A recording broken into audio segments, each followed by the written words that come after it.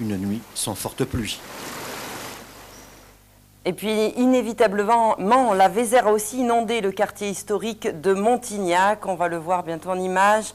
La place d'Armes était sous les eaux. À 8 h ce matin, la Vézère avait dépassé sa cote d'alerte et continuait à monter, atteignant son maximum en fin d'après-midi. Du jamais vu à Montignac, du moins en été, depuis 1910.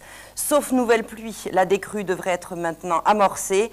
Mais c'est sur la Dordogne que l'eau continue à monter.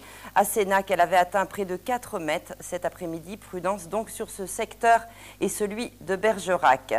Hier soir, c'est le Sarladé qui a été le premier touché. Les pompiers ont effectué une quarantaine d'interventions, notamment dans nos locaux à Proissant, inondés, comme vous allez le voir. Également privés d'électricité, nous n'avons pu émettre, comme vous avez pu vous en rendre compte, pas de journal donc hier soir. Les pompiers sont également intervenus pour des inondations dans Sarlat et les communes environnantes. Des campings ont été évacués et des colonies de vacances déplacées. Jeudi soir et cette nuit ont provoqué de nombreuses perturbations. La Vézère est notamment sortie de son lit. Conséquence, une partie de Terrasson était sous les eaux encore vendredi à 13 h et le trafic de la RN 89 toujours dévié, ralentissant toute la circulation à l'entrée de notre département.